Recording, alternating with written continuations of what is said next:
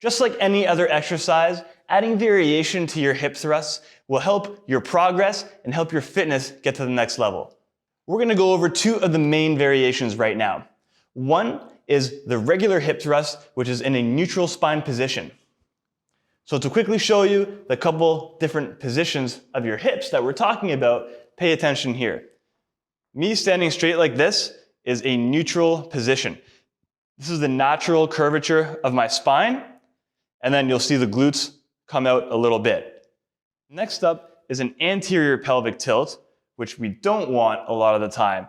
It's where I feel my lower back contracting a lot, and it's pulling my pelvis at the top forward and down, and I feel a lot of stress and pressure here. And you'll see a much bigger curvature in my spine. The opposite of that is the posterior pelvic tilt. The posterior pelvic tilt is where you curl the glutes, squeeze them, brace the abs, and you'll notice that your spine flattens out.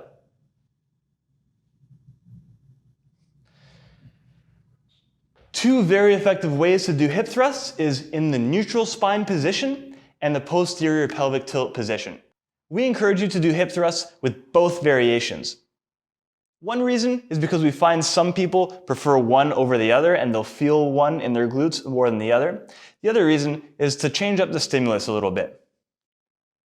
We also want you to think of transfer over to other exercises. Most exercises should be done in the neutral spine position, so performing hip thrusts that way might carry over to better glute strength in other exercises that use a neutral spine. However, there are some exercises where a posterior pelvic tilt is used. Also, having said that, theoretically, a posterior pelvic tilt starts with the glutes and activates them a little bit more. However, I haven't seen any science to back this up, and following some of the glute guys and a lot of the glute research that's out there just shows hip thrusts in general as being the #1 glute exercise.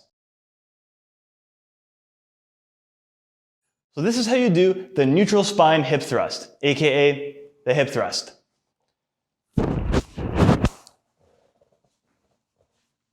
You start with your shoulder blade on the bench. You don't want your head or your neck on the bench because A, it'll be very uncomfortable, and B, it doesn't give you a strong base of support to push down into. And we also don't want you to be too high up because, look, I can't even get my hips low at all. I won't be doing much of an exercise, and it's annoying on my lower back. You want to be just on your shoulder blades on the bench or whatever you're using. This also allows you to get a full range of motion. So we're going to start with the neutral spine variation. You'll see here at the bottom, my spine is in that neutral position. I'm not hyperextended like this. Right? I'm going to brace the abs, and now my whole body is going to move. So I get a full range of motion all the way down, and my glutes are starting, and my whole body moves. You also want to make sure that your shins are close to vertical or vertical. It's hard to see from this angle for yourself. So the way that you know if you're doing it right or not is what muscle group you feel. If you feel the glutes the most, then you know you're within the range. If you feel your quads, then you know that your feet are too close in and you're feeling that. Or if you're too far out, you're going to be feeling your hamstrings helping out a lot too. So we want you to be close as you can to having vertical shins. So now the second variation is doing this with the posterior pelvic tilt. Now the main difference is that your upper body hardly moves. You'll notice that my head is looking a little bit forward and my thoracic spine, my sternum and upwards, isn't really moving. It's just my hips that are coming all the way down, and then I'm doing the pelvic tilt, squeezing my glutes to tilt my pelvis and bring it up. Also, my abs are braced. It's almost like I'm doing a crunch in this position.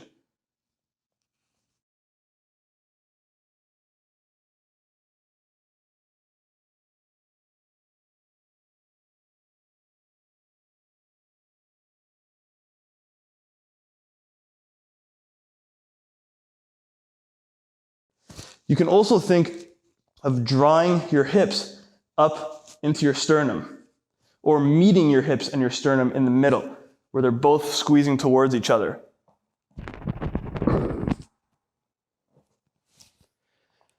Those are the two main variations in form of how we do hip thrusts.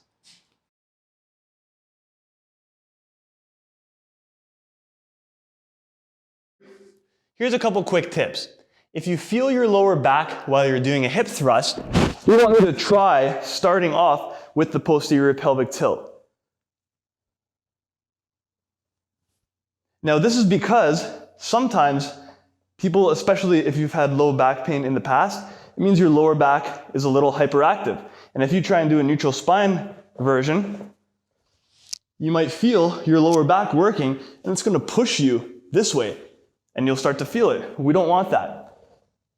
A good neutral spine just brings your whole body up, and a good posterior pelvic tilt keeps the upper body pretty stable and just the lower body moving.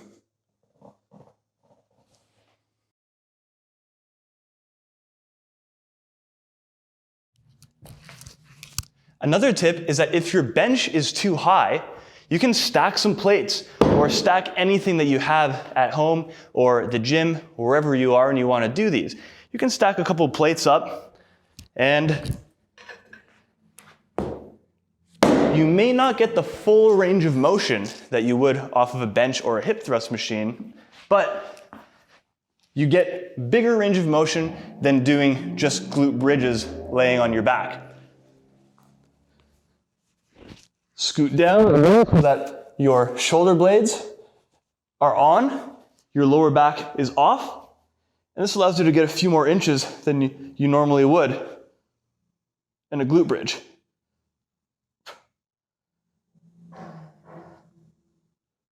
Now, if you have a pad, that's even better. You can add a pad on top. This not only adds a few more inches and a bigger range of motion, but it makes it way more comfortable. So again, just the upper part of the ribs where your shoulder blades are is going to be actually on.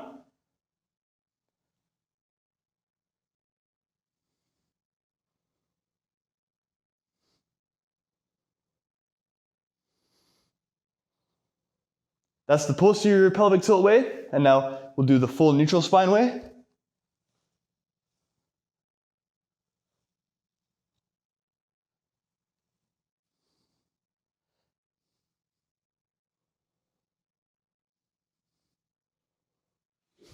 Now you can load this exercise with whatever you want. You can do body weight, you can do bands, chains, dumbbells, barbell with weight, whatever you need to do to progress your booty. And hip thrusts will help you get a bigger booty, a stronger booty, and very underrated aspect is that having a stronger booty and glutes not only improve athletic performance, but also decrease the risk of injury for your knees and your lower back.